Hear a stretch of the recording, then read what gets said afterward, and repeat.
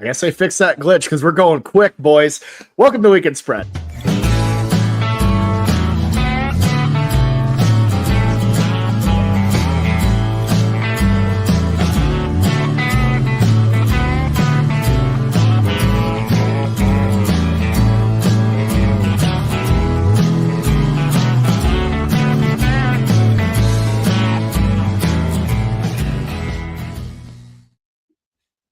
Hello and welcome back to the Weekend Spread, the Schooner Pod's weekly college football pick'em podcast. I'm your host, Bobby Howard. With me today, as always, we've got our group of esteemed pickers. We got Jameson Maxwell, we got Ty Lee, and the captain himself, Boaton Blake. Boys, we're winding down on the college football season, deep into the heart of November here.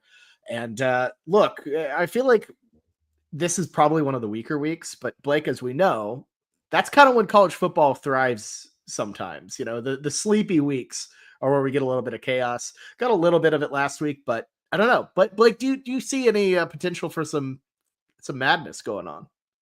Oh, absolutely. We're missing some key critical teams, but there are some teams, as we've learned with last night's ranking reveal, like that are still in this playoff race that probably shouldn't be. So every single week poses a new outlook on what the playoffs should be. And I know Bobby wanted to talk about maybe the potential upsets, but I got to use this opportunity to say these rankings are BS. I am so excited for the 12-team playoff, but this ESPN, SEC, random bias, like big brand bias is getting absolutely insane. I can't believe I'm about to go on a little soapbox for SMU, the team that I picked to go under their win total, a team that I hate more than anything. But how are they the second team out of a playoff where they are currently undefeated in their conference, which would slate them in a top 4 seed? They have a better resume than the team that is currently winning or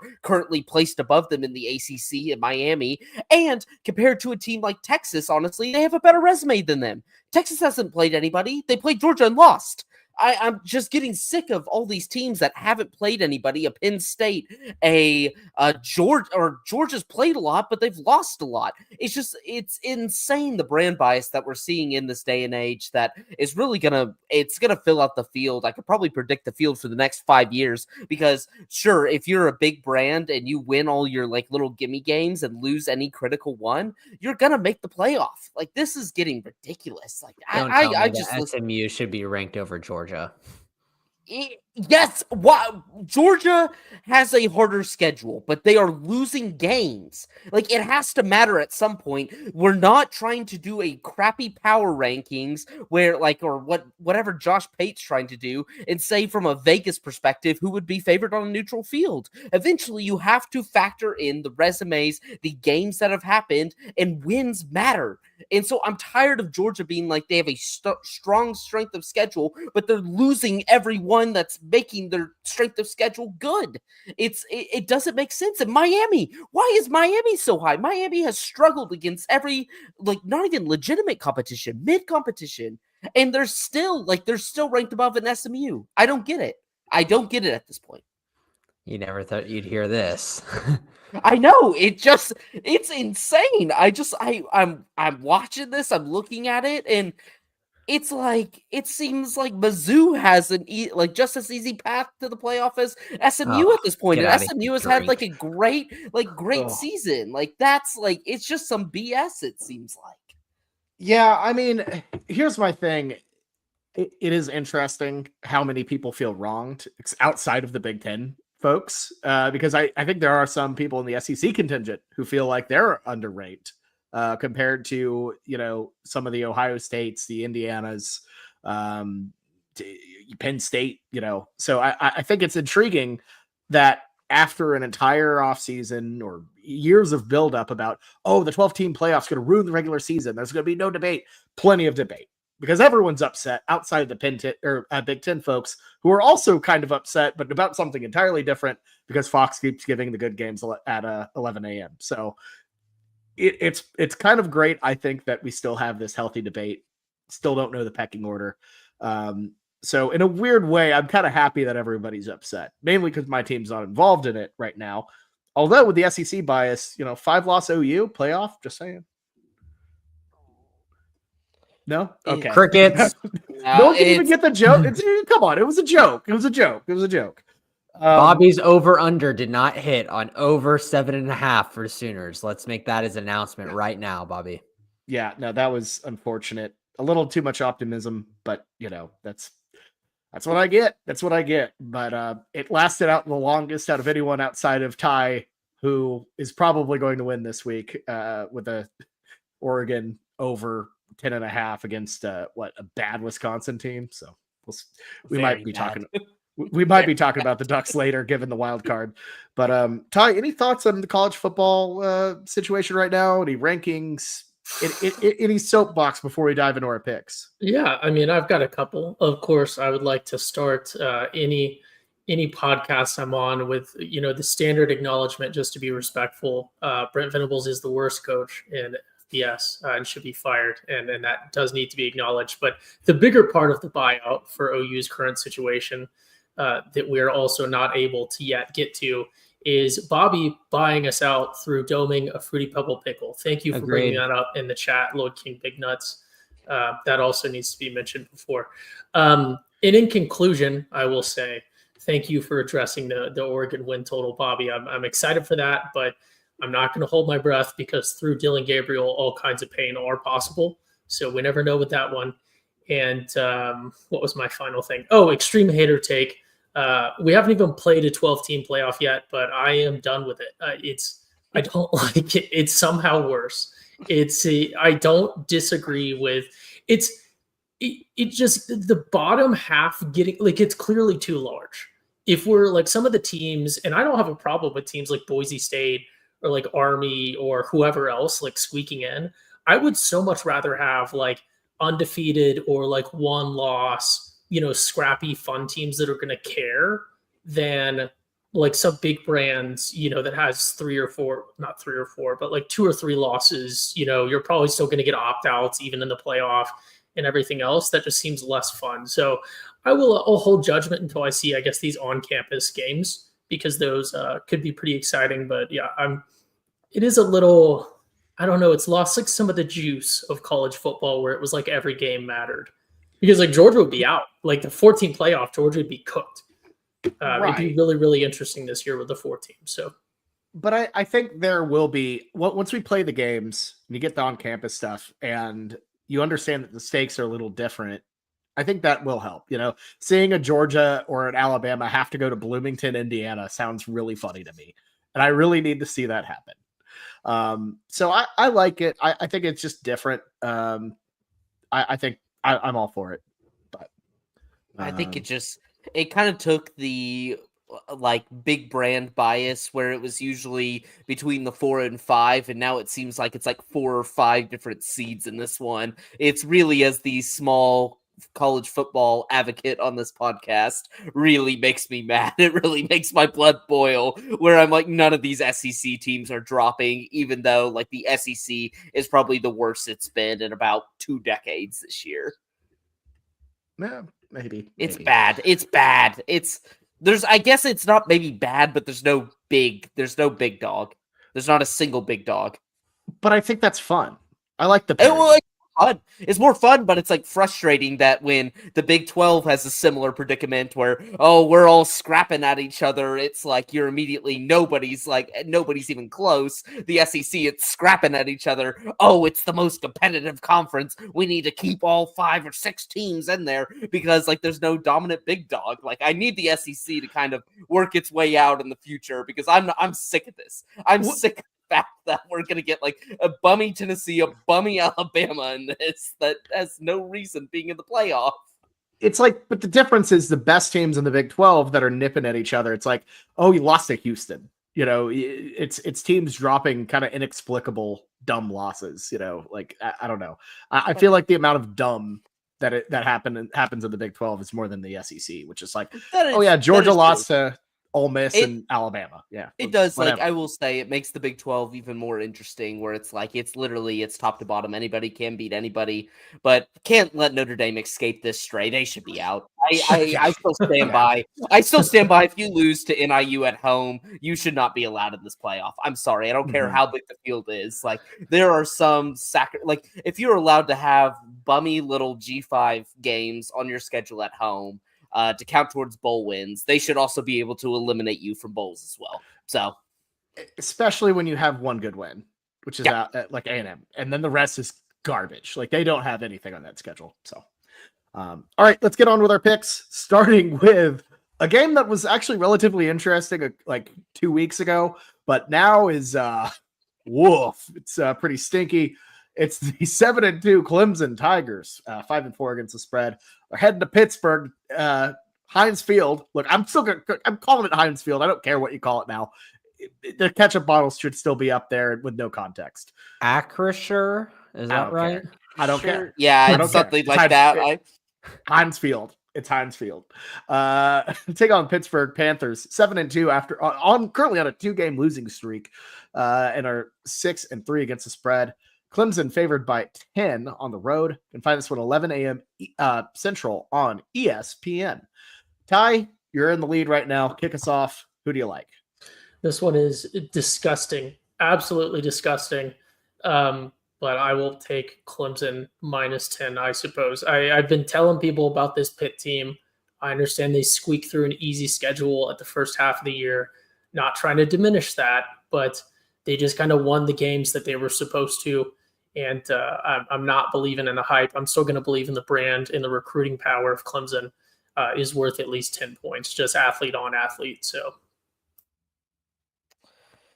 Yeah, this one's a little bit of a tricky one because Clemson has kind of, no pun intended, been a little bit of a paper tiger. It feels like they've been able to dominate the teams that are significantly worse than them, but the teams that are better than them, they seem to trip up over. We saw it against Georgia. We saw it against Louisville.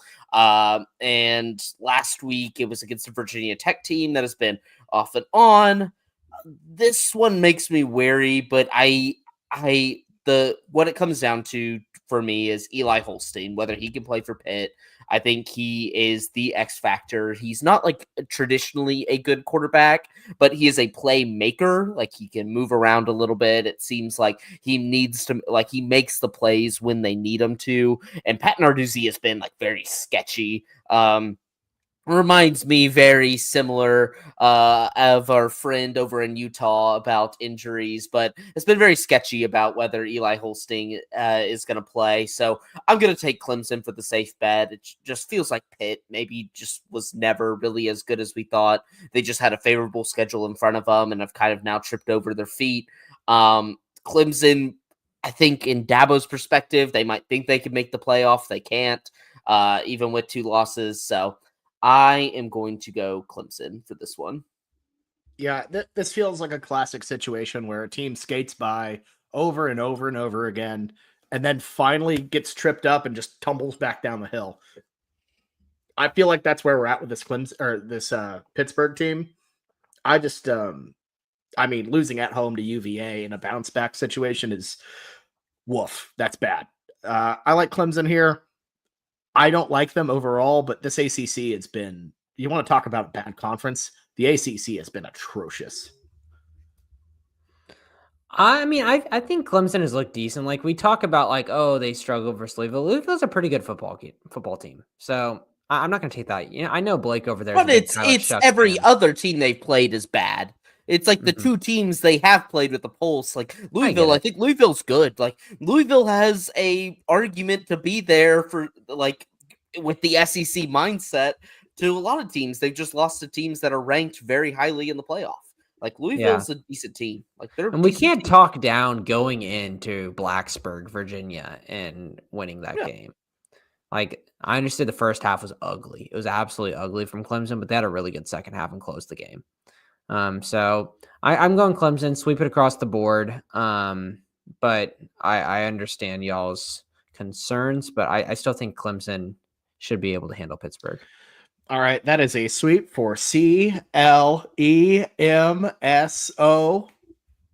Jameson? In. Thank you.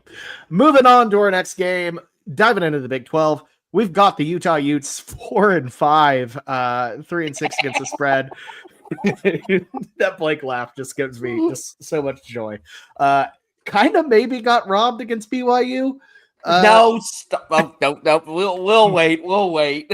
Well, this is going to be an all-time Blake rant. I'm not going to take any steam off of that. Okay. Like holding calls get missed all the time. I'm tired of these people coming out and being like, it was the holding call that we got missed on. This Utah AD that I've never heard of coming out and basically criticizing the entire league, starting his rant with, I love the Big 12, but I wish I was like basically back in the Pac-12 tonight, a conference that is notorious for horrific officiating. Like that was the one thing we knew about the Pac-12 the entire time, was their officiating was horrendous. And this guy gets screwed on one call, which we like when you go frame by frame, it doesn't even look that bad. It looks like an actual decent call. What is this guy doing? It makes me angry, but also makes me happy. Like Utah athletics is melting down. You have your AD getting fined $40,000 by the league and basically being like, if you do this again, there's going to be very serious consequences, because what a dumb statement that you come out with, being like, I would rather leave the league. And it's the pompousness of their fan bases going to the top. And I've been telling people this entire time, Cal Whittingham is just like that. Their athletic director is just like this. This team is a whole bunch of bums that can't accept losing when they get to a conference that punches them in the mouth. It makes me so happy that Kyle Whittingham is probably going to retire after the end of the season, after this team doesn't make a bowl game. Goodbye, Utes. I am so happy. I would love for you to go back to the Big 12 or Pac-12, but look, you're here now. We're going to whoop your ass, and I'm very happy about that. But yeah, it's like come at the Shield and get slapped back in the face, and you're probably going to take an L this week. I don't mean to project what I'm going to say, but yeah. Like they're going to go ahead and make your pick, Blake. It's fine. Colorado minus 11.5. Colorado's more physical than Utah. Colorado is significantly better on offense. This team is going to smack them around. Dion's going to make him look like a fool. This makes me so happy. These Utah fans, and now we got the poor ones in the chat. I wasn't one of the bad ones. No, you're a part of this whole thing. You were just silent during it. You weren't trying to check your own fan base. Have fun getting just slapped around in your new conference and becoming irrelevant, Utah. That is all I got to say. There you go. But anyways, yeah, the Utah Utes heading to Folsom Field to take on the Colorado Buffaloes, who are 7-2. Incredible season for Colorado. You got to give Coach Prime and everyone down there credit. They have been excellent this season. Colorado favored by 11.5. You can find this one 11 a.m. Central, 10 Mountain Time. Great job, Fox. Way to go. Beautiful on Fox. So Jameson, Blake kind of kicked us off already, but who do you like in the ball game? I feel like everyone's going to pick Colorado anyways. It's Colorado. I don't know how you can get behind the momentum of a Utah team. It would be a big letdown from what happened last week. Do you think they're going to get together and fight for it this week? They're going to come together and rally the troops? No. Colorado's got something going on. They've got great momentum. I was really impressed how they played versus Texas Tech. They continue to impress me over and over, and I doubted them straight up. And I shouldn't have. I'm not going to do it again. Give me Colorado. Yeah, stick a fork in Utah. They're done. And look, I can't say I understand it. I, for one, have never, criticized Brett Yormark or Big 12 officials, not once. I've been pro Big 12 the entire way, Blake, as you know. But in all seriousness, that was their last push. And when you fall that close and lose in that type of fashion to a rival, it is so hard to bounce back. This Colorado team's on a roll. Their confidence is through the roof, and they're a damn good football team. I think they take care of business big time at home against a demoralized Utah team. Blake, you've already gone, so we're going to go straight to Ty. Who do you like? Yeah, look, I have my pulse on this Utah team. Like other people in this pod just don't. Blake, obviously, extreme bias as they continue to slander and just defame his beloved Shield. And they, for some reason, think they're too good for this conference. But Colorado does not think they are too good for this conference. I think they've actually found that this is right where they belong. And it truly has been amazing what they've done this year, especially considering where they were at last year. in really even where they were at the start of the season. They've really taken on criticism. They had some pretty glaring issues that the fans are seeing and the coaches are obviously also seeing, but they've been able to actually turn those around, relatively well midseason. Like they've been able to turn them around. I would say you couldn't have done a better job because put any other coaching staff in there, you can't make as drastic of an improvement as they have without personnel changes. And you can't do that midseason. So it's really very impressive what they've done. And I think 11.5 is a very respectable line for this one. I think it's greatly helped by Utah. Obviously, didn't get the win last week, but BYU with a very, very good record. And I think Utah's performance against a BYU team that they probably could have beaten, 50% of the time if you simulate that game a bunch. But Utah's performance in that one, I think, is helping keep this line down. I think if BYU come out and won by two touchdowns or 10 points or something against Utah last week, we're probably looking at 14.5 for this one. But I love Colorado 11.5 here. Hook doesn't worry me one bit. I think it's a 2-touchdown game. So go ahead and give me my beloved Buffs. Okay, it's a sweep for the Colorado Buffs. Moving on to our next game in the SEC, we've got the LSU Tigers, 6-3, 3-6 against the spread, fresh off of a just demoralizing loss at the hands of the Alabama Crimson Tide at home at Tiger Stadium. They're heading to the Swamp to take on the Florida Gators, also fresh off of a beatdown at the hands of the Texas Longhorns. Florida, 5-4 overall and against the spread. Is that right? I don't know. LSU is favored by 4.5 here on the road.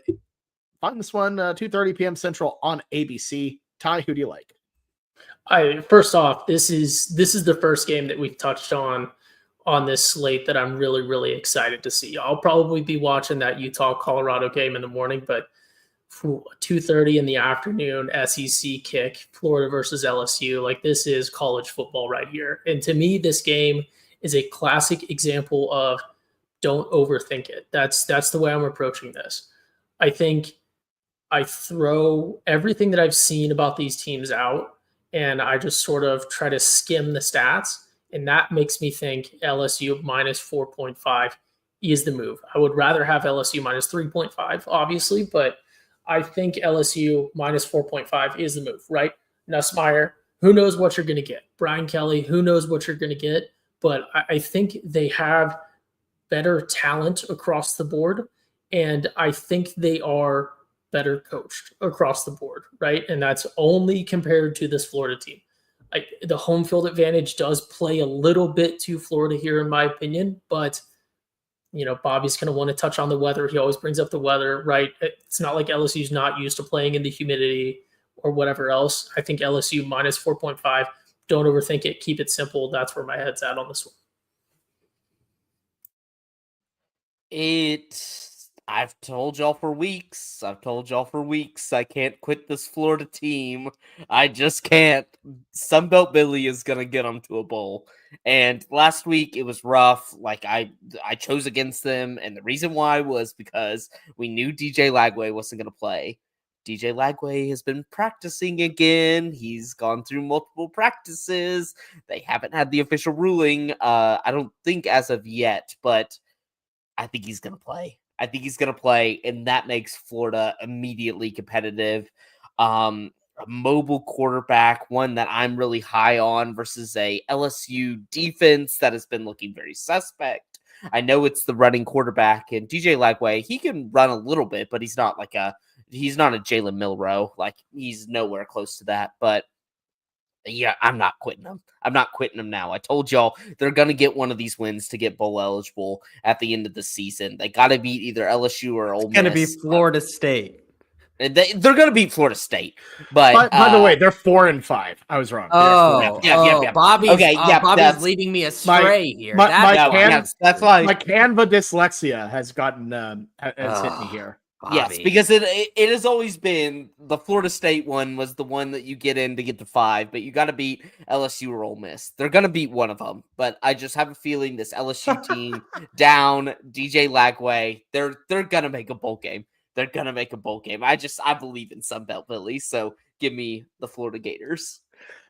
So here's my thing with this game is I think with Lagway, this game is kind of a toss up in terms of like just win the game, lose the game, throw the spread out. But my thing is if Lagway doesn't go, I have zero faith in this Florida team. Like They're gonna get that creamed. offense They're gonna does get not work. creamed. They're gonna get creamed. This line is very like it's 99% assuming DJ Lagway is playing. If there's any chance that DJ Lagway is playing, it'd be like 9. Right. I just don't trust it. And my thing is I don't know. It's funny because this college football year, it's just we've been burned so many times by these last minute line shifts and quarterback outs that it's just like it's been weird like that. See, Right. and I thought Vegas would always kind of bake it in the middle, like where it's like, oh, like you kind of have like maybe a 6.5 here. Will they? Won't they? But it seems like they've been baking on more. They're gonna play till they actually don't play, and then the line balloons. Right. Like that's what's been so surprising. That's Right. I get and that's I just have so much. I'm pretty tepid on that. And I also will say another reason, and this goes beyond football, but the whole LSU bringing out a fake tiger that's not Mike the Tiger, importing a tiger somewhere else, and then immediately getting destroyed by Alabama in that fashion. I'm like, have they angered the college football gods by bringing up a false tiger onto the field? I'm just saying there's some. I don't know if that carries over to other games. I certainly hope they bring the fake tiger back for the OU LSU game because I would feel great about that. All things considered, but no, to me it's just I don't want to be left holding the bag with a Florida plus 4.5 if we see that just awful third string quarterback again. So I'm gonna go LSU minus 4.5. They've bitten me so many times before. I've gone against them. They've bitten me. There's no winning on it, so I'm gonna go with. I'm just gonna go LSU on the road because I do not know what that Florida situation is. Yeah, I feel like DJ Lagway is going to play. If he's practicing throughout the week and they're reporting that he's practicing throughout the week, that's like when college lingo, that's like that dude is playing. You know, these guys, if they don't know they're going to play, you don't hear anything throughout the week. And then it's like, oh, it came out that they had limited snaps on a Thursday, but we don't learn that until later in the process. So maybe this is just a different coach, different speech, but from what I hear, I just don't see, unless there's a setback, DJ Lagway not playing. But let's talk about that. Blake, we kind of talked about this in the past, and in terms of my Alabama pick was big on like LSU was miserable versus the running quarterback, and I thought Jalen Milroe was just going to absolutely run all over him. He did that even more. Like Marcel Reed looked like chump change what he did versus what Jalen Milroe did versus that defense. You talk about DJ Lagway and his mobility. This dude is 1 week off a hamstring injury. No, that's what I'm saying. I was saying he can run, but he's not going. Like he's not a traditional dual threat. He's not a traditional dual threat. The way that I would like to see DJ Lagway carve up a defense, I'm just a little bit nervous about a guy coming off his first week with a hamstring. I just don't know if that puts him in a position to succeed versus this LSU's defense to the point where I think they cover. I think LSU covers for that reason. I'm not betting on LSU more so. I'm betting against DJ Lagway off a hamstring injury. All right, there we go. Wait, does that mean Blake is a Florida Island boy? Yes, he is. Yeah. There you go. He's going down with the ship and going down with the Sun Belt. You see Anthony Richardson starting again for the Colts? They made the smart decision. Like organizations do dumb things all the time. That's what my Cowboys do on a weekly basis, and so I'm glad the Colts actually have the fortitude to switch to the better quarterback. So no, they're just being stupid. They're just snip snapping, and both of them are going to suck. They keep on trying to find a solution to something that doesn't have an answer. There you go. Moving on to our next game. It's a battle between two 7-2 Big 12 teams, but both are kind of unlikely that we didn't really expect either of these teams to be 7-2 at this point. One, because the Arizona State Sun Devils were 7-2 overall and against the spread. I would say we would have them pretty low on our Big 12 power rankings at the start of the season, if not dead last. They've been excellent. They're heading to Manhattan to take on the Kansas State Wildcats, who are also 7-2, and have had a pair of one was a bad loss at the time that is looking a lot better with how good BYU's been, and then fresh off of a just disappointing loss at Houston, to say the least. They're 3-6 against the spread. Wildcats favored by 8.5 at home in the Little Apple. You can find this game 6 p.m. Central on ESPN. Jameson, who do you like? Tough one. I really like Kansas State coming off a bye during icky times, because if they did not have this bye week, it is press Arizona State button, move forward. Having a bye week to kind of get your stuff together, go back home, I think that's where K-State can cover. I think that they've got enough talent on this football team to even go past a team like Arizona State that's been disrespected for the large majority of the season in terms of the betting world. And they continue to backdoor cover and gnaw away teams in the fourth quarter. So it's going to be a tough one, but I think K-State with the bye week gets their stuff together and they have a good game at home. Yeah, I'm with you. And if this was flipped, if this was in Tempe, I'd be riding with the Sun Devils. K-State's a significantly better team at home than they are on the road. We've seen it many times. We saw it in Provo. We saw it in Houston. They've escaped a couple bad situations here and there. I think coming back, like you said, with a bye week, they're focused. They can still make the playoff if they win the Big 12. They have a long shot there to get there. You have head-to-head against Colorado. And if you can just figure it out, go through the season undefeated. But Colorado has to lose one more. Yeah. No, I'm not saying it's like they're a lock. They definitely need help, but they don't need too much help to get your dauber down. Like your dauber's a little down, but it's not all. You're not doomed yet. They're not giving up. But it's not looking good. But a win here does a lot for your confidence. Arizona State is probably getting Cam Scatabo back for this, which gives me a little bit of pause. I would not touch this with your actual money with a 10.5 foot pole, just because I think 8.5 is a bit nasty. But I think K-State gets the win, gets a cover. I just I don't know. There are too many variables in the Big 12 to say definitively K-State minus 8.5. That's just a side I prefer a little bit, given the home field advantage. Yeah, I'm going to be dumb on this play. I think Bobby's very much correct. Like, K-State's so good at home. Like, they have a good home field advantage. Seems like Manhattan is a hard place to play. It's a hard place to travel to. Jameson pointed it out right after the bye week. But you're telling me my guy Cam Scatabo is coming back, and you're giving me 8.5 points with I said at the time, Kenny Dillingham was a fantastic hire. And my God, these press conferences at the end of the game are just incredible. Like, this guy knows how to give a before you run off the field interview, just absolutely insane. Like, this is what Arizona State needs. It's like young passion. He's fiery. He's not Herm Edwards, which is, I think, the most important thing. I gotta go. It's a bias thing. Like, when I'm sitting down to watch this game next weekend at 6:00 Central Time, I'm gonna be rooting for the Sun Devils. I'm gonna be rooting for them so hard. This is a dream season. So give me Sam Levitt, Cam Scatabo, Kenny Dillingham, and those Arizona State Sun Devils. I wish we had a working tally on games where Blake knows that he's making a stupid decision. Majority of the time, it's always an L, and it's usually associated with Florida football. But here, it's once again, it's just like I'm having flashbacks in my brain of Blake doing similar speeches, and then we get him on the pod the next week, and then I'm like, Blake, what were you thinking? You're like, oh, I knew it.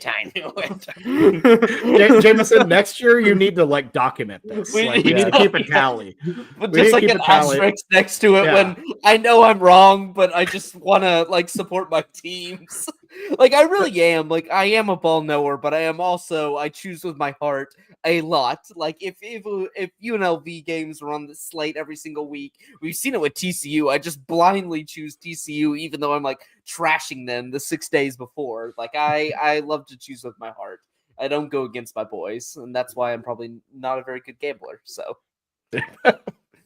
By the way, side note for those watching on YouTube, if you've noticed, Arizona State's logo is always Sparky. I do not recognize the fact that the fork is their main logo. That is garbage. It's Sparky forever. Ty, who do you like in this game? Blake he knows this, so I'm not going to be hurting his feelings. Blake is an absolute fool. He is, in fact, not he is a ball knower. He knows what he's doing.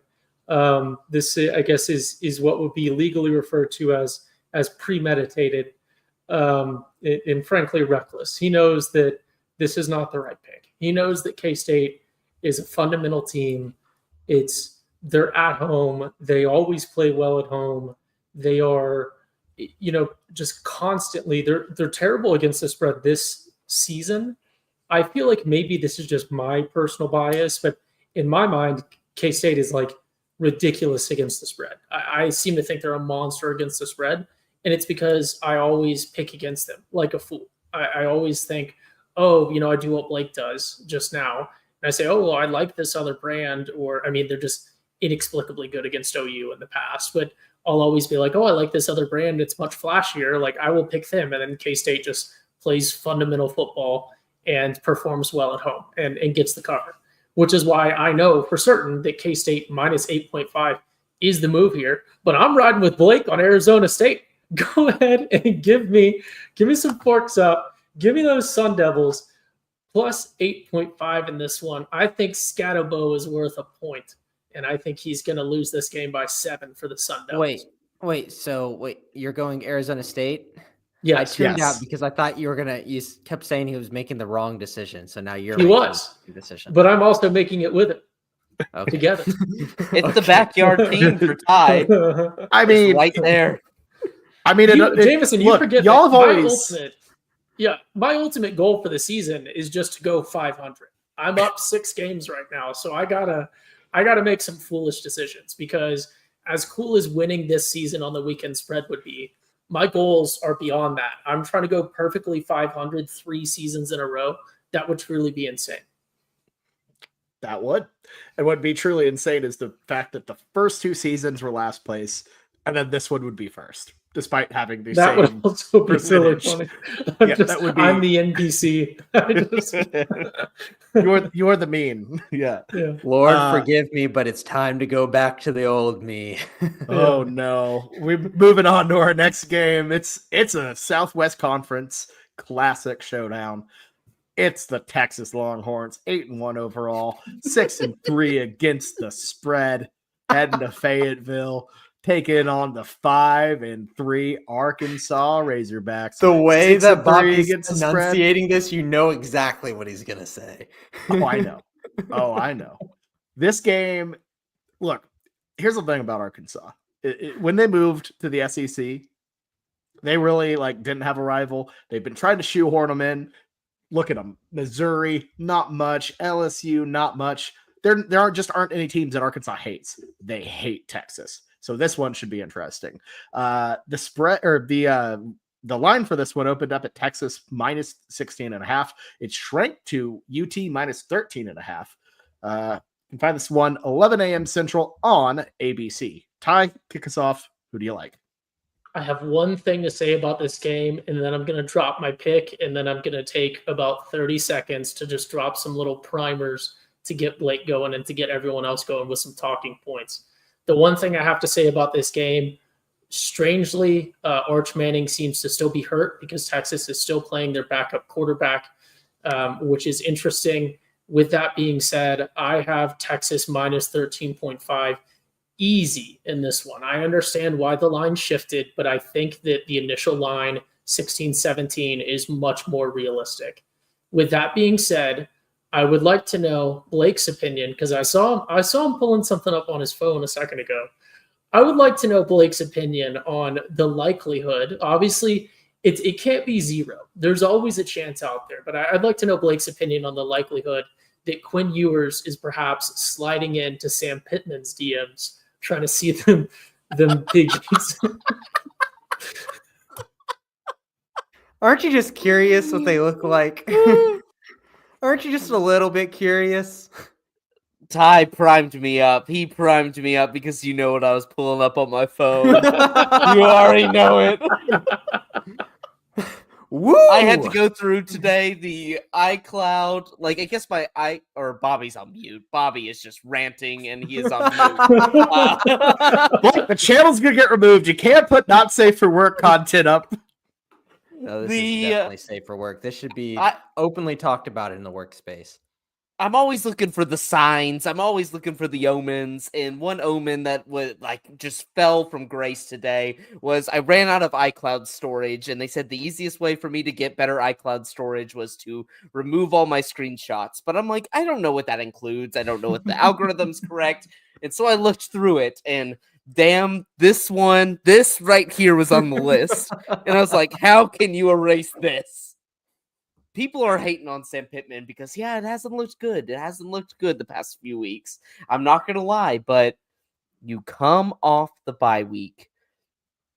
You can get Taylen Green a little healthier. A healthy Taylen Green has been essential to Arkansas chaos. I think they get it here. W? I might sprinkle a little bit on the money line. Like Bobby stole the words right out of my mouth. This Arkansas, I have a Texas friend that went and his wife is an Arkansas fan. So they went to the game. I think it was 2 years ago. And he said he's never been cussed out more in his entire life than when he was in Fayetteville. Arkansas hates Texas. It is just one of those things. And I feel like they show up for this game. I don't care if it's a weird number of 13.5. I feel like Arkansas keeps this close. So I'm going to be taking Piggies. I'm going to be taking these bad boys, baby. This might just be, I just can't quit week. I have my guys here. The roster is lined up. I have to pick against Utah. I have to pick for Kenny Dillingham. I have to pick for Sunbelt Billy. The Pitties are on the slate. I got to pick the Pitties. This one is just a perfect slate for me. That is just lined up for teams that I'm just destined to pick. So I'm going to give it to Sam Pittman and Arkansas. Yeah. I mean, look, like I said, this is a surprise rivalry game that I think a lot of people forget about it. Texas hasn't played a true road game really essentially since that Michigan game, because you have OU Texas, which is neutral. You have Vanderbilt, which was a pro-Texas crowd. And now you finally play a proper road SEC game. And my thing is, Texas is they steamrolled Florida last week. I get that. But if you look at their normal play in SEC play, at times it can be tepid.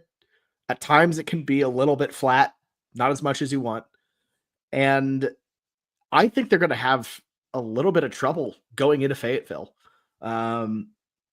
Because look, we talk about Sam Pittman's job. It looked saved at one point, kind of fading a little bit.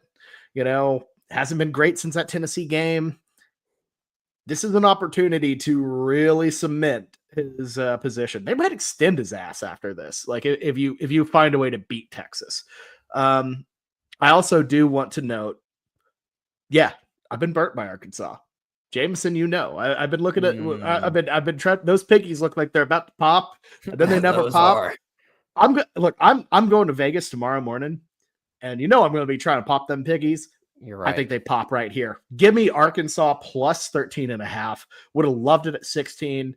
Obviously, can't make the line go back down, but I think there's a reason why they are where they are, and I think Arkansas makes this close. Texas narrowly escapes. Bobby, can you please just pick Texas once? No. Why though? I don't know. Give me a I picked them against Michigan. Fine, whatever. Booty. Oh, I see. Okay, it took me a moment. It took fine whatever booty. Okay. Yep. It took me a second too, because I think my mind went to General Booty first. And I was like, wait, wrong team. Can I just say it is why? Fine, why whatever. though? Why can't you Booty. send one? Why though? Just one. Fine, whatever. Booty. Fine. Fine, whatever. Michigan. It's been a generational week for SEC quarterbacks, to Oh, say the man. least. I do have But to I say, think you I made a forgot to great mention that. comment on it, Blake, that they're just going. They're at 100% success rate so far, 2 for 2.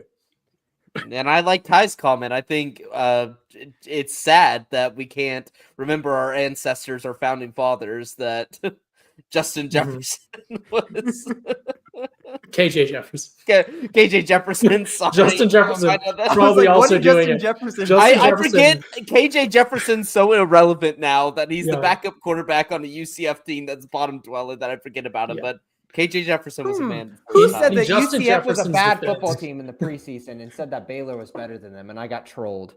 Yeah, Huh. We also we Baylor- all had K-State and Utah at the top, so we shouldn't be picking apart each other's Big 12 rankings right now. I had a because- lot of wrong things, but I'll say the one thing I had right. nobody had BYU in the top 10.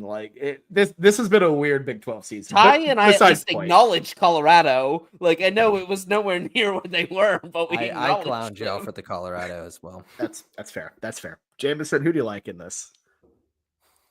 Kind of like the perseverance of Quinn Ewers. I think he's got that it factor. I'm not gonna lie.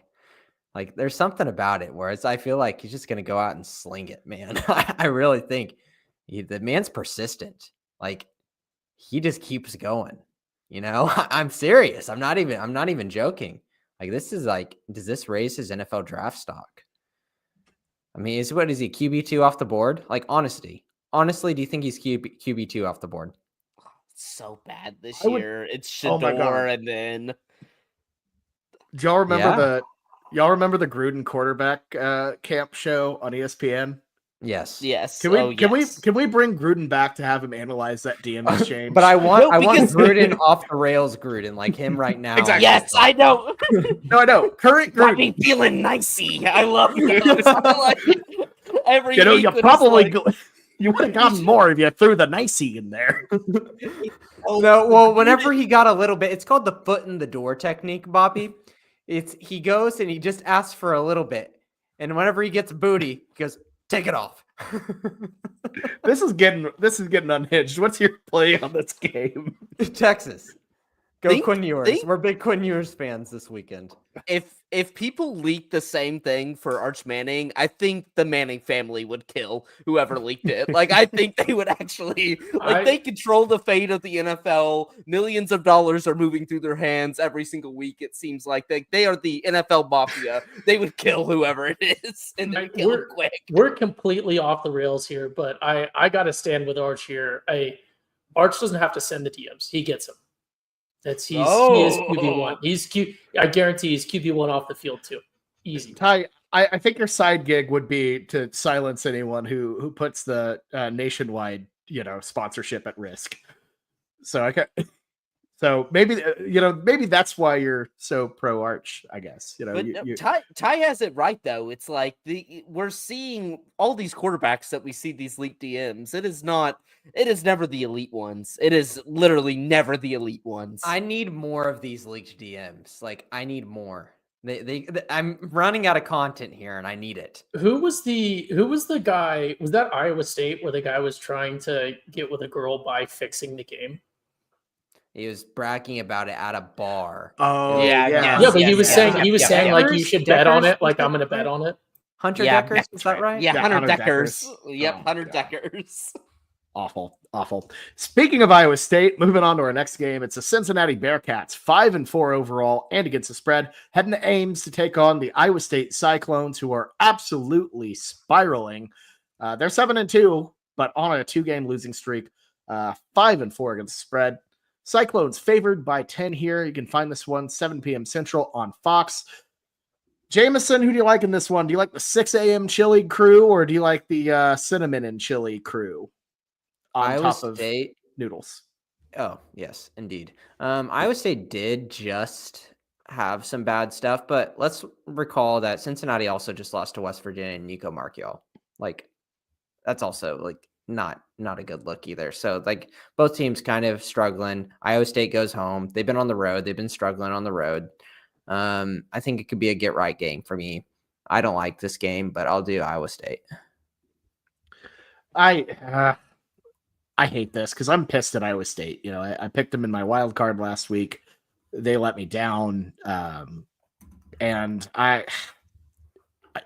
all that being said, I don't feel like this is a team that spirals, like that continues to spiral. I think there's more to it with that K-State performance, and I like them bouncing back.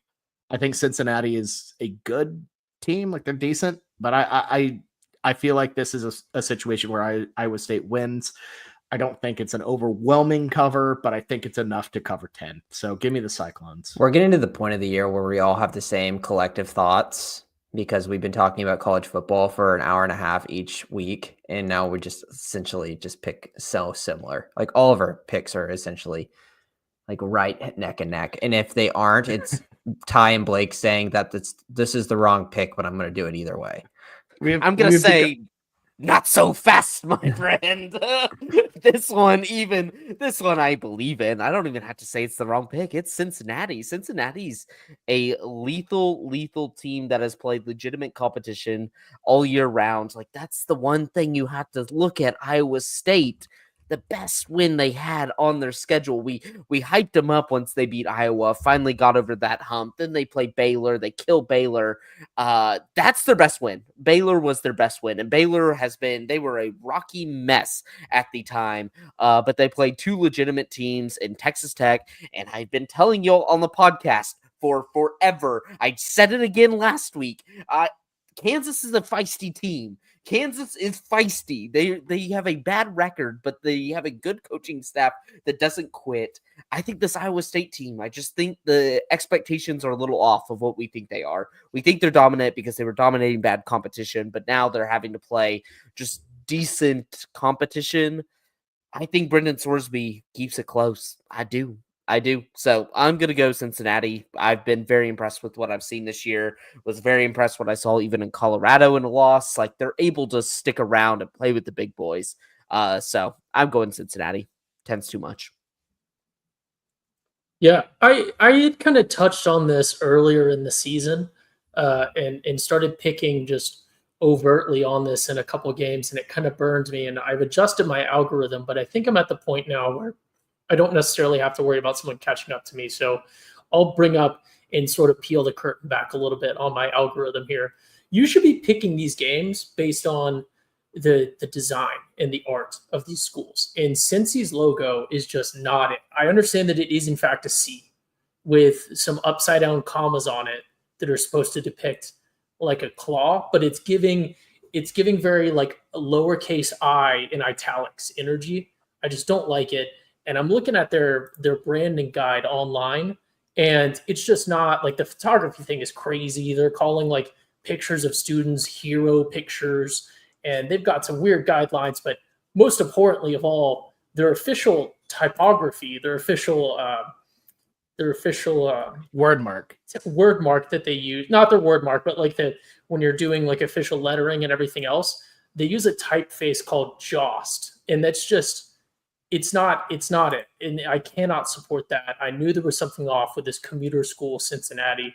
Their sister school to the University of Houston, who we also hate. At least Houston's good at basketball. Go ahead and give me the Iowa State Cyclones. What the hell is good about Iowa State's logo? It's simple. Iowa State's, you look at it, you're like, that is Iowa State. That is, like, if you show that to people who don't know what Iowa State is, but they at least can name colleges, like, most of them will say Iowa State. And that looks like a university logo. If you show someone the Cincinnati logo and they're from like Europe or something, they're like, is that like a D-League Canadian hockey team maybe? Like, I don't know what that is. And I'll say this about Cincinnati too. It's annoying as hell to center. It just never looks good. And also, if you've noticed, if you're one of those weird people who, like, I'm probably the only one who's noticed because I nitpick everything. It's the only logo that has an outline, because the the Cincinnati logo against red looks so awful that you just have to go ahead and do black. So yeah, I hate the logo does kind of suck, at least for design. I will say really the worst. It's the worst in FBS. It's so boring compared to what they had. Oh God, what they had. That's Josh Pate's best take, is that the Cyclone bird needs to come back. Yeah, it's so I will say in conclusion, I got to say one positive about Cincy. I do love Nippert Stadium, and I think it's what's like TQL Field is it presents so well on camera, and it's the right size for their university, and I think they did a great job with that. They didn't like they built the perfect size and layout stadium for what they are. I have to applaud that. Yeah, one of the oldest college football stadiums in the country too. Apparently, it's really neat. So I've heard good things from people who have visited that one last year. Moving on to our next one, it's a battle of two schools from Columbia. It's Missouri Tigers, 7-2 overall somehow, and 5-4 against the spread. More telling. Heading to South Carolina to take on the Gamecocks, who are 6-3 overall, 7-2 against the spread. Carolina favored by 12. You can find this one 3:15 p.m. Central on the SEC network. Ty, who do you like? I don't know. This is the I have not been at a loss for a pick this entire season. Really? It's 12 seems like too much for this South Carolina team. I understand it's at home. And there is some recency bias and some sort of like, I don't know, whatever you would call it when you have like you think something is more likely to occur because it's like occurred to you or something like that based on OU just losing Confirmation bias. I don't think it's confirmation bias. Confirmation bias is like you're looking out for something, and you only find the information that you want to see. This is not information that I want to see. That's why. But, for the sake of brevity, I just don't. I know not to believe in this Mizzou team, and I feel like I've been higher on the South Carolina team than other people have on this pod through this season. But 12 seems like too much. I think South Carolina is going to win by double digits. It's just 12 seems like too much. I don't know. I'm gonna spike pick and go with South Carolina because I love their vibe, love their home environment. It's been super, super electric to have those. I learned from a South Carolina alum that I used to work with. Actually, he was a walk-on on the team for 2 years. That the little spiral things, their security has no problem with people like actually just chilling and watching the game there, which is super neat because normally at other places, the security would be like, "Hey, keep moving, like don't stand here." And then the cabooses. So, go ahead and give me South Carolina because I love that home environment there and the culture they have. Not just the caboose, Ty. It's called a cockaboose. Keep in mind. Blake, or Neil? Look. If I have the chance to say the word cockaboose, I'm going to say it. Blake. Yeah, Jameson enlightened us. I think it was last week talking about the rise of Lenore Sellers. He's looking good. And that's good with a guy that we already knew was great with Rocket Sanders, a defensive line that is fantastic, that really just kind of just dampened Vandy's just surge of just momentum of how good and how feisty they had been against good teams. South Carolina was able to put them away. Like this South Carolina team feels different. It feels like one that's going to get Shane Beamer an extension. If South Carolina fans know where their worth and value is, it is if you can get to 9-3 this season, which I think is very reasonable. You finish off it's Missouri, Wofford, and then Clemson. I think it's at Clemson, but Clemson is beatable this year. Shane Beamer has done honestly a pretty fantastic job. I gotta mention it here. OU, what the hell? I'm not gonna say the word. No, it's okay. You don't. No, we don't say. He was a special teams coordinator who got offered a head coach job. Don't even try some revisionist BS about we should have kept him on some sort of path. No, I don't think he was saying that. No, you never know with Blake. He thinks we ran off delegation. No, he's just talking. He's talking game that Oklahoma just lost it to this Missouri. Okay. Sorry. Eli Drinkwitz. I'm being too defensive. No, and we allowed Drew Pine to win a game. It was I was heavy. I was heavy on OU last week. Boomer Blake was out, but I was cackling by the end of it. I've never seen a more memeable, more it's over. It's over for the Brent Venables era whenever it's not even his fault, but when you see that play that's just so uncharacteristic, not OU, and it just bounced off a guy's hip and it ends up being the game winner. This is weird, but yeah, Eli Drinkwitz can go shove it. I hate him. So I he's gonna get stuffed in a locker this week. I just hate that I had to see all those clips of him after the game being like, they kept us in the playoff. They kept us in the playoff. You Like, thought that you hated it? You thought that you hated it? Yeah, I've been trying to tell y'all season was over, and y'all kept believing. That is I not, know. That is not I me. know. Oh, God. That was not me, but I mean, yes, there's a difference between season over and making a bowl or not. And you know what I mean? Like for OU standards, it was pretty much over in the first half of that or first quarter of that South Sure. Carolina game. But they're different. We have reached the level of like we're going towards different tiers of disaster, and that Missouri game was really just. It feels as unexcusable as it gets for a multitude of reasons, but it's like the fact that it was against that Missouri team with that head coach. That head Oh my coach, God, that it's- quarterback, and him taking shots at Bob Stoops at the end of it. Like, what are we doing here? Like, Eli, you would want to be at 50% of what Bob Stoops was. And that's me as an OU hater, typically. Like, it was just ridiculous. That guy sucks. It stings, man. Especially like having Weiss score the, game tying touchdown, and it sucked. There's no bones about it. That's as bad a loss as it gets.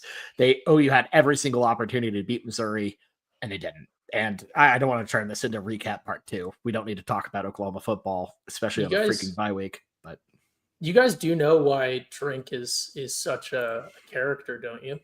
Because he had no friends growing up. You know where he's from? Where? His hometown. It's Norman, Oklahoma, baby. Oh boy. God. Well, you know why he walks funny? Because he has a horseshoe shoved up his ass. Blake, I was going to say the Norman Water, but well, that probably, there are a lot of too. That probably too. Blake, who do you like in the ball game? Thunderbird turns over every couple weeks. Oh, so yeah, if I didn't make it clear enough, it's South Carolina. South Carolina's going to kill them. They actually are a well-rounded team. The offense is clicking. The defensive line is just seriously it might be the best in America. Like it's an isolated unit, but one that is very fantastic. So give me South Carolina. It's Carolina all the way. 12 points is, I think, generous towards Missouri, especially if Drew Pine plays, because Kyle Kennard and Dylan Stewart are about to have a field day on this Missouri team. And not only that, but, Lenora Sellers, Rocket Sanders, at home, back at Williams-Brice Stadium, one of the better environments in college football that I think maybe gets slept on a little bit.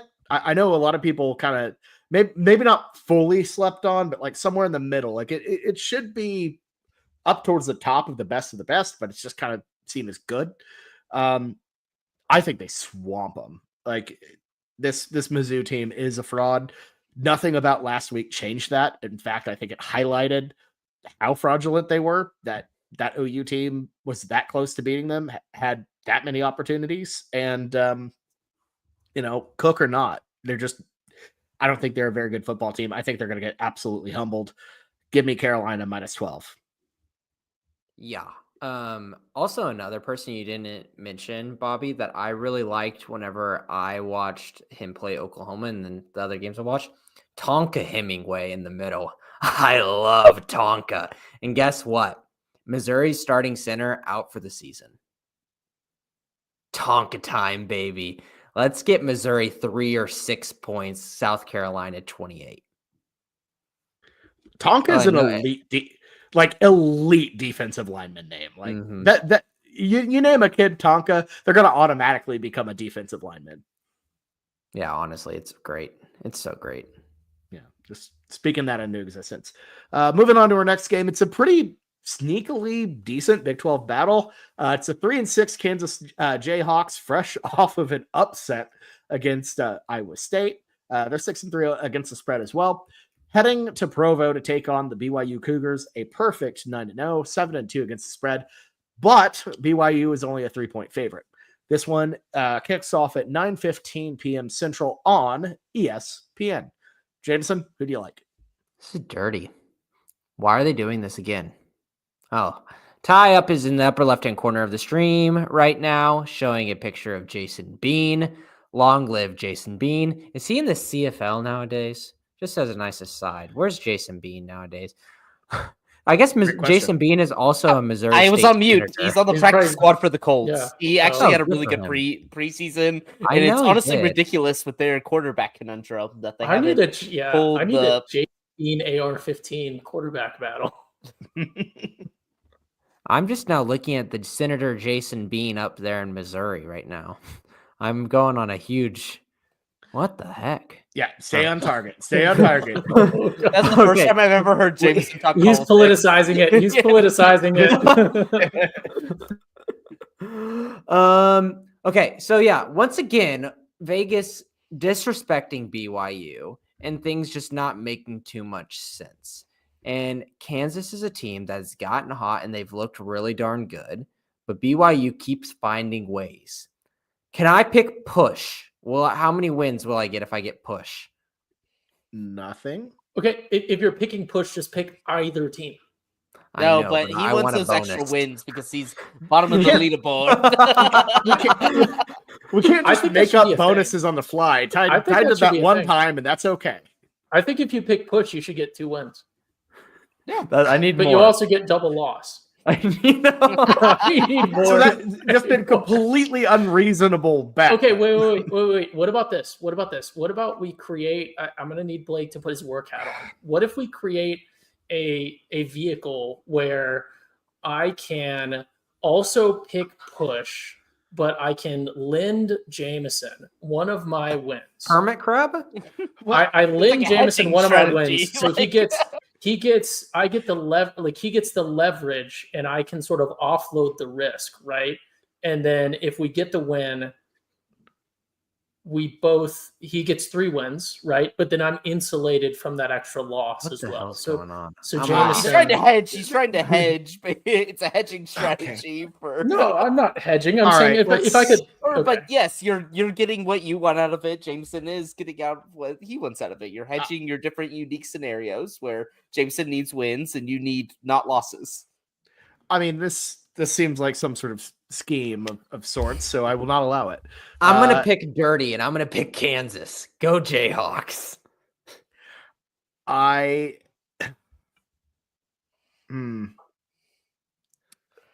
this line is just, I feel like it's too telling. I feel like BYU's been skating by, and I know it's in Provo, but I know what happens with these weird weeks where nothing's happening and the momentum's there for Kansas. I'm gonna go KU on the road. Damn, I I- thought I was going to go different than Bob. Bobby's I really know. going the same picks with me except for one this week. He's really trying to keep his lead and not get last place. No, trust me, I'm UMF. not. What the heck? No. I'm not. I'm not trying to be annoying. I just genuinely. I thought for sure I was going to island on this one. Ugh. It's too obvious. It's too obvious to pick BYU to cover, and I don't know. I just doesn't it feel like BYU has been living on borrowed time, and this is Yes. just. Yes, It just feels like this I is where they agree. get axed, I and know. like Damn it. Daniels is playing like himself. It's like Kansas has activated itself again out of nowhere for no reason because I can't make a bowl even. They're only here to be an agent of chaos and disruption, and I kind of think they win on the road. So I'm Bad gonna go with pick. it. Well, Bad you made the pick. same pick. You made the same pick, Jameson. I'm gonna go Kansas. I don't know what is up with this Jayhawk team, but a loss here for BYU would be in line with everything we've seen from this college football season, everything we've seen from weird weeks, and everything we've seen from the Big 12. So I think KU just throws a total wrench in the Big 12 picture once again and gets a win. Yeah, Jameson acting like he was going to be the only one on an island when the past 2 weeks I've been saying that the record is not indicative of what this Kansas team actually is, that they are still fighting, still trying to win games, that even though it looks really bad on paper, like when you look at wins and losses, look at those scores. They were there with Arizona State. They were there with TCU towards the end. They were there with West Virginia. They're fighting in every single game possible and keeping it close. I am going Kansas. Devin Neal looks fantastic. Jalen Daniels is finally coming in to his own, it feels like, this year. Whatever happened under Grimes, offensive coordinator Grimes, like, it seems to now be clicking after Cold Nicky left. Kansas is going to win. Kansas is going to win this. I'm going to hit this money line. So give me Kansas. Look, I think it's a very reasonable line. I feel like there's obviously a lot of temptation to ride with, Boise State getting something bigger here. It is at Boise State, and I always feel like sometimes when you have these improbable, and if you want to put like roulette, analogies and stats and everything else, right? This is the wrong pick, but I feel like when you have these improbable win streaks of teams, it's just inevitable that they're going to topple because maybe you get some complacency, maybe you get some look ahead, maybe you get that, that high after beating their in-state rival at Utah in a very hotly contested game. So I can certainly be very sympathetic to the idea that Kansas might come in and legitimately win this game and look dominant throughout, like not look like an upset, as bad as this Kansas team has been. But I just can't, in good conscience, ride with that here. I got to ride with the hot hands with BYU. I think at home, I think they are ripe for a toppling. I legitimately thought they were going to lose by like 10 last week.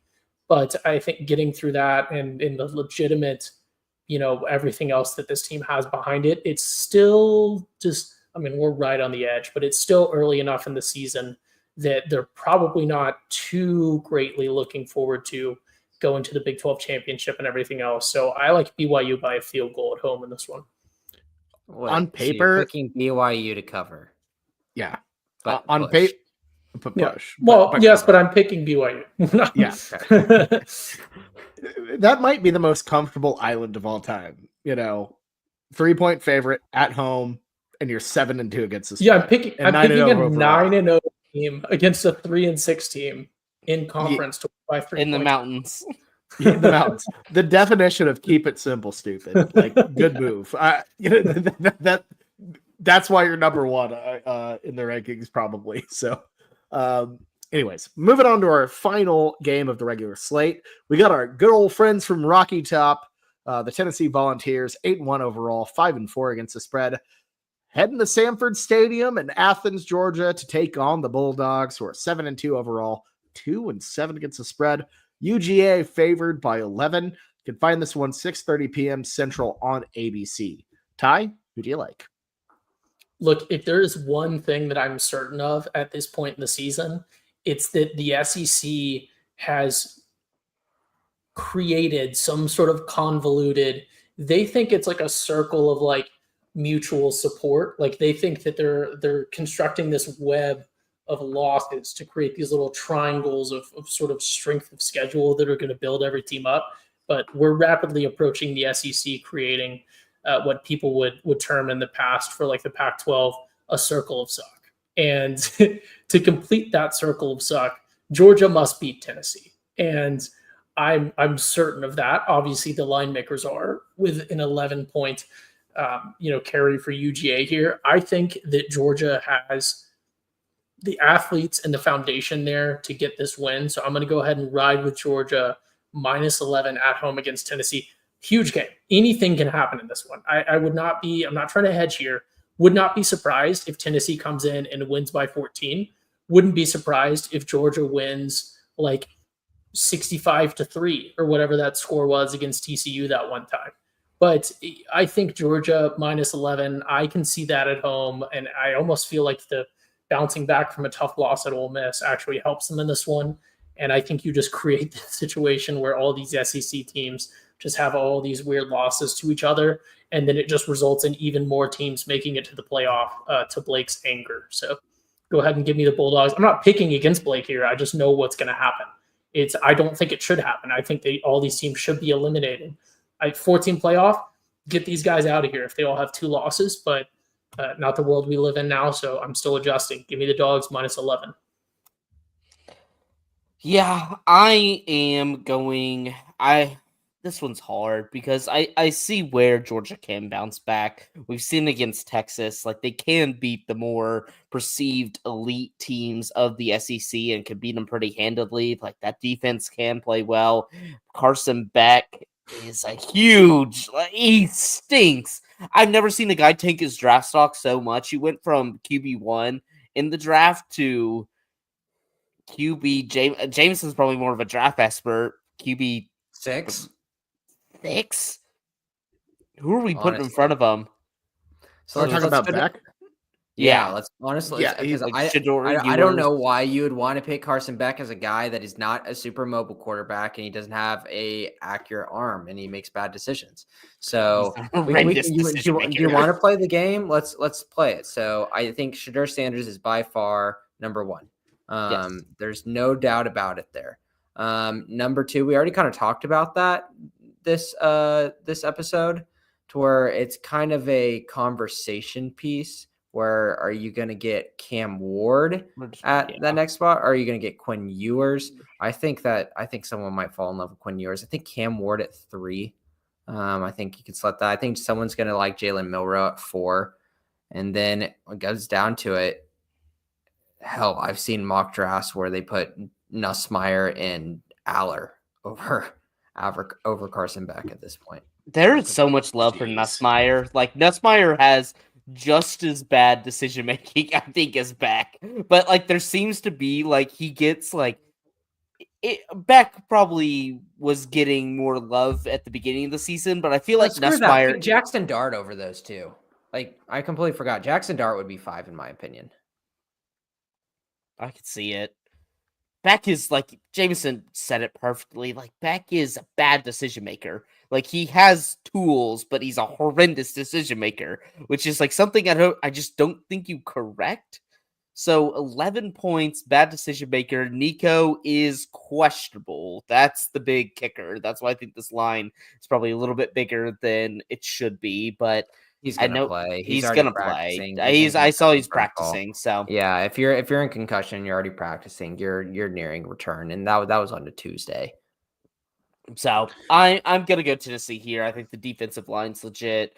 Just the offense has to do something. Like Josh Heupel has to tap into something as an offensive head coach to get this going because it seems like Tennessee can't separate. But Georgia's in a bad place. They can't run the ball. They can't throw the ball.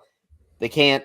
Carson Beck was saying that like the reason why the offense is so bad is the running game, and now he's offered to start running, like doing more like read option stuff. I'm like, that's not going to deceive anybody.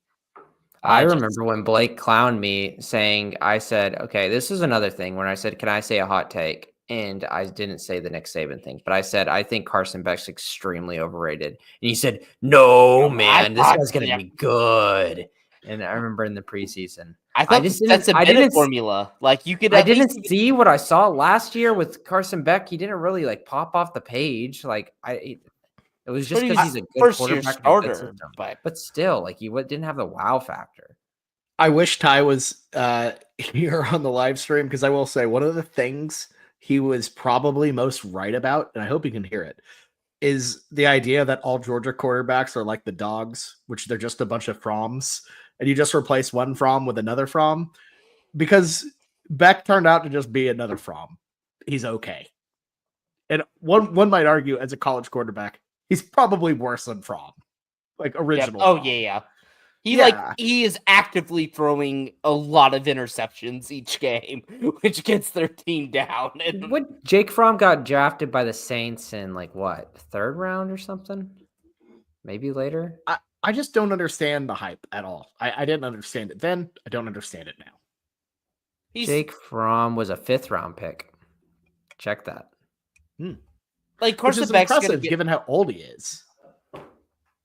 I'm mixing him up with Bennett. My apologies. Carson Yeah, Beck is that going was to get Stetson. high because he has like the pedigree there that if you could But fix does he in today's day and age? Like you're but seeing, these teams are doing dumb things all the time. is he Like, just that's- Daniel Jones?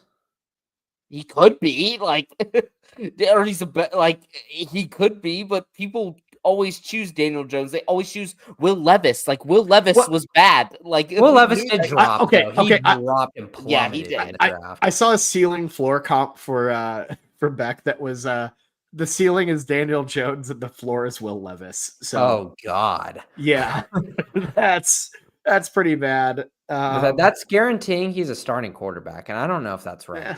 That's fair. I think that says Spencer more about- Rattler got starts this year. I just feel like if you get drafted to a team, Yeah, you become yeah. a backup. You'll get a starter too. At There's this maybe point, like we're talking about 4 QB needy NFL teams. So yeah, move on to Bobby. Sorry. yeah, love talking it's about okay. that. We're at 120. This is actually a really good discussion. As far as we can spread tangents go, this is pretty damn good in-depth football talk. Here's my thing with Tennessee. They haven't. I do admire the Vols. I admire the fan base, but Do you? I do. Do you?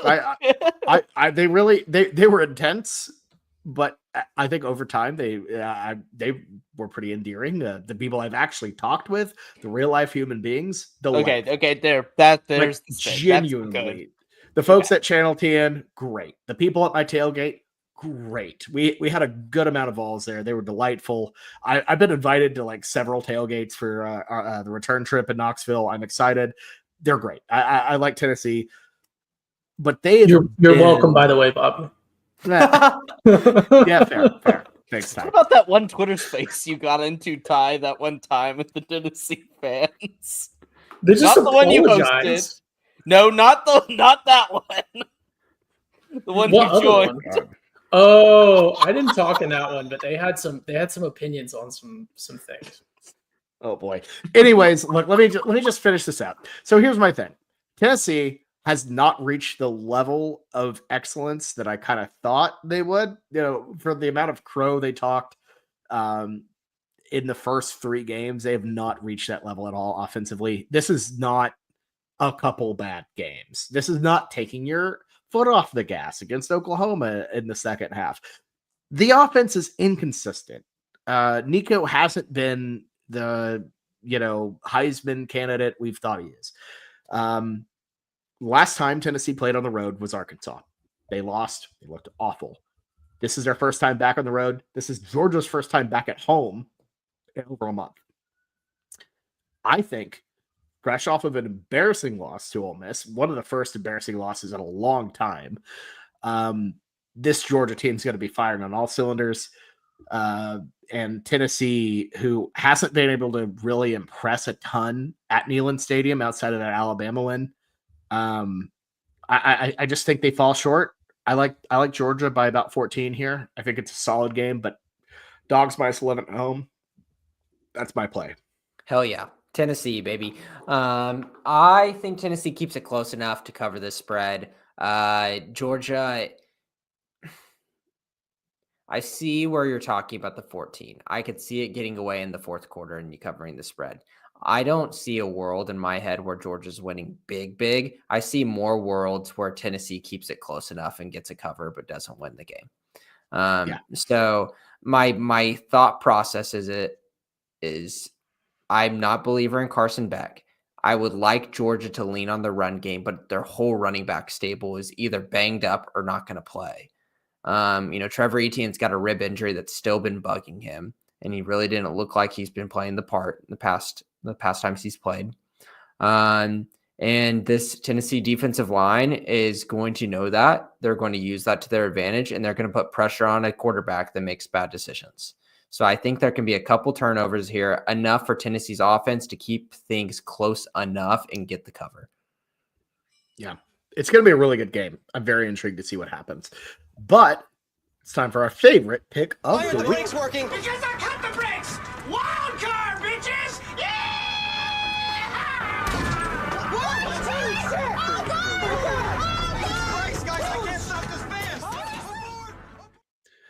It's time for the wild card picks, where we make our favorite individual picks from outside of the slate. Jameson, since you are sitting in last place overall, we're gonna let you go here. Go first here. Quick look at the standings. It's interesting. I'm not technically eliminated for last, but I'm gonna need Jameson to start losing quick, and I'm gonna need to go on a heater. It's not looking good. Ty in the lead at 8-4. Blake number 2 at 7-5. Jameson at 6-6, and me bringing up the rear at 4-8. Jameson, who do you like?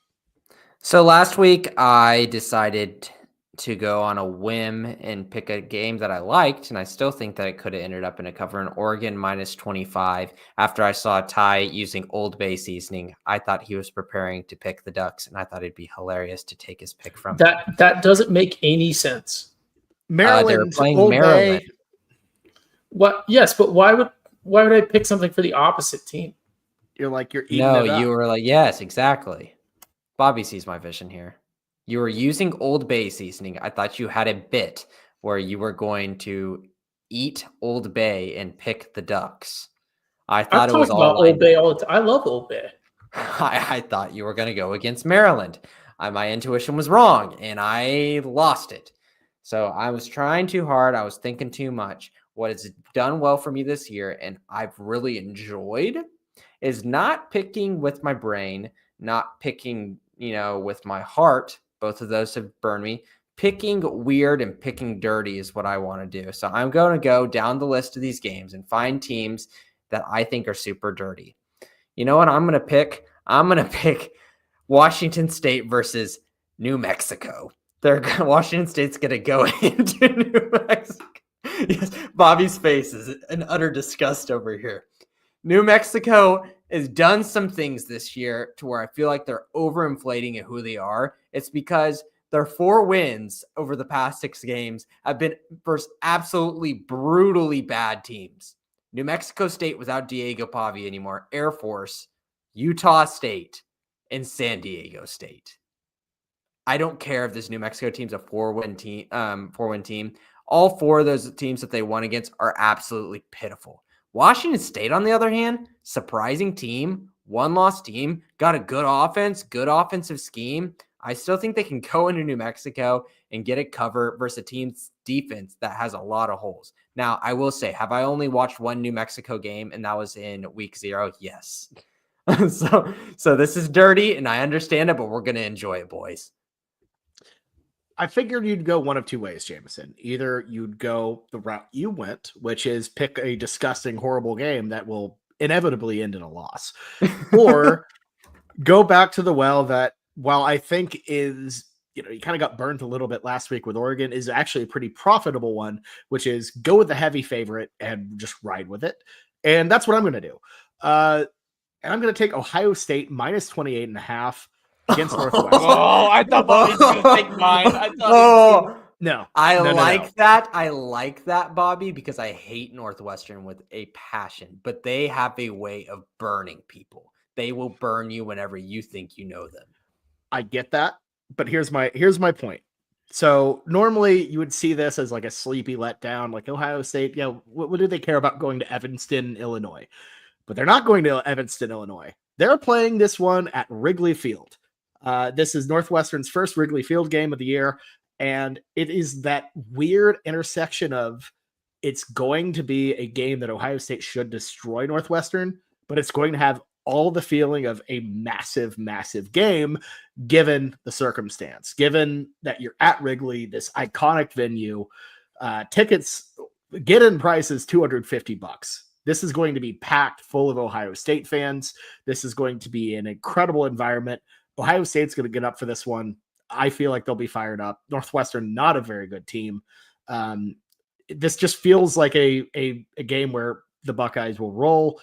I think they probably roll regardless, but the added kind of energy of being at Wrigley, I think, will put them over the top.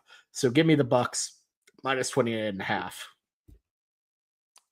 Yeah, so I thought Bobby was going to choose mine when we were talking about heavy favorites, but it's the principal play. It's the play that was on the slate. one I've had circled for a long time. It is UNLV minus 20.5 versus San Diego City University. This one was the easiest one on the slate. I haven't really been choosing against San Diego City all too much this year because they're absolute crap. It like kind of feels bad that I'm just beating this dead corpse that is that university. I've beaten their football team, and now I'm on to beating their basketball team down into basically irrelevance because they were a pretty solid team over the past few years, but Sean Lewis has taken them to places that they did not think they could go. They are really bad. They lost to New Mexico last week. Horrendous New Mexico team. They've lost to they've gotten killed by about everybody they've played. This one's easy. It's really easy. If you want to make sense of it without the bias of me hating this school, it was a home game for Boise State, who UNLV is I thought was on similar caliber, almost beat them, and Boise State just absolutely murdered San Diego City University. So you can imagine what it's going to be like in the Big Roomba down in Vegas. These players are going to be distracted because there's nothing for them to look forward to on the field. Just enjoy your little trip to Vegas. Just get slapped around a little bit. That 20.5 is easy. Just the perfect little line. 3 touchdowns. I think this one's going to be a blowout early. I'd be taking first half. I'd be taking second half. I'd be taking alt lines for even bigger blowouts. I'm going to be taking every derivative possible for this game. So give me UNLV Rebs. They're going to kill San Diego City. Yeah, I had half an idea to go to this one. I'm going to be in Vegas this weekend. But it's during the dinner and I can't ditch that one. That would be a pretty bad way to end a friendship, as to, Nope. bailed group to watch, UNLV San Diego State. But it builds one friendship stronger if you go and watch my enemies burn, Bobby. I'll just FaceTime you and put you on the seat next to me. I would love that. Jameson's talking. Jameson's yapping on mute. Well, I never do that. That is a rarity for me. What happens if San Diego State wins in a world? What would you do? 10 What would more a man- shots. 15, 20. 10, Like 10, it 20, is like 20. we are it's not happening. Over the It's span just- of how much time? I don't know, probably like in one That is night true. because I would just want to end it One all, night? because there's no way 20 this team is Malort winning. shots in one night? Okay, Write it down. No. Let's make this a 12 days of Christmas situation where Blake takes a Malort. 12 days of Malortmas. No, what about 25 days? Yes, Give this man an December- advent calendar. Advent No. calendar. Advent calendar of Malort. Yes, That's I'll agree. Sandy- I'll agree to that. I feel so What's confident behind about this door? one. Oh wait, it's another Malort.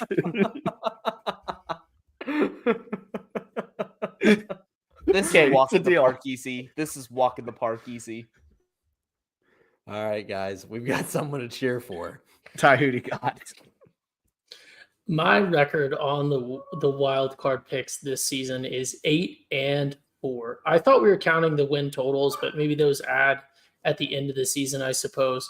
I would still be 8-4, but here's the thing. I've got 2 plays here, and both are equally tempting. I am apprehensive to do some sort of chinks or some sort of diminish my win by picking Oregon minus 14 at Wisconsin. And then I cash my Oregon over 10.5 wins and also my wild card double win situation for the weekend. We're going to win so much that people are going to say, you're going to get tired of winning. You're going to say, stop. That's too much winning. But the other way that we can win is the dirty way. And the dirty way is oh so tempting. And that's, of course, Texas State minus 26.5. Oh, We've God. hit them once this season, and we've missed them once this season on the wild card. But I just don't. They're playing a 1-8 Southern Miss Golden Dude, their Eagles team. Southern Miss are so bad, man. They It is are so bad. stank. It's at home, Texas State. Talk about a season that had really high potential and high hopes. I mean, even when they lost to Arizona State 31-28 in week 3, people still really thought that this was shaping up to be a very respectable. I mean, had Texas State won the games that they were supposed to win, Old Dominion, Louisiana, and Sam Houston, their other 3 losses, it really could have been a very respectable season for them. Losing by 3 points to a Power 5 team in Arizona State, not the best team, but that's a very respectable resume for Texas State. And it just hasn't come together this season. But Southern Miss is stank. They are so unbelievably stank. You're talking about a team who was lost to the likes of Jacksonville State. They've lost to Arkansas State. They've lost to James Madison. They've lost to Marshall. It hasn't been beauty. It hasn't been beauty, these losses. I don't know why I'm saying that, but they haven't been good. But that just seems unsporting when I'm up 8-4. So go ahead and give me my beloved Ducks going to Wisconsin -14. I think the Duckies are going to go ahead and get that win. Look, here's the deal. Dylan Gabriel's Heisman campaign, probably not super likely just because some of the other people that are out there, I just don't, all the records and everything else, he just doesn't have the flash and the PR that guys like Travis Hunter have. Travis Hunter's probably the most deserving. I hate using that term, but Oregon Natty is potentially real this season. If the SEC circle of suck is real and these teams really are that fallible, Oregon really has stuff coming together where that could occur. I'm not saying that it will. I'm not going to jinx it, but I think that this is legitimately the most competitive for a national championship Oregon team that we've seen in 14, 15, maybe 13 years. So that's very exciting. Go ahead and give me the Duckies. I'm going to start riding that wave through the end of the season. -14 at Wisconsin. I'd say 10 years ago when they were in the national title would probably be about that level. But I will say they were hobbled by Marcus Mariota, though, who's boy. probably the most undeserving Heisman since Tim Tebow. We don't have time to get into that rabbit hole, but I do agree. I think Oregon is probably the most complete team in college football right now. And I wouldn't discount. I would not discount Dylan Gabriel's Heisman odds. But anyways, that's all we have for week 12. We're moving on to week 13. And boys, it's a very interesting week. You got Ohio State, Indiana, which should be a fun, top 5 matchup. And you got OU, Alabama. Notre Dame Army. Prime time. Notre Dame Army. That'll be a thing. Primetime battle there in the SEC with OU, Alabama. That I don't know if I'm dreading that or excited. They like seal your eyes open to watch these OU games. Like, I love it. You can't just fade away onto SEC Network and just kind of like slowly into the season. It's all eyes of America are upon you when you run into these games. And like, do you see?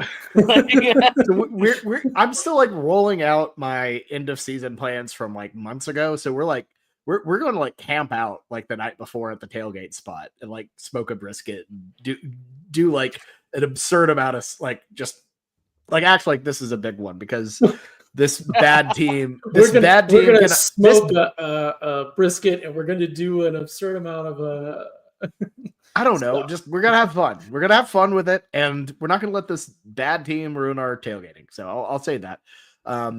There we go. BYU Arizona State, like could be good. Yeah, actually, that could be spicy depending on how Arizona State fares against Kansas State and how BYU fares this week. If it's another close win, like a 2-point win, don't cover the spread but keep it alive, it could be really interesting. Exactly, but we'll get that full slate figured out over the course of the week. But thank you all so much for watching. We really, really do appreciate it. I didn't realize the private chat had 10 quotes. I have not been paying attention to that side.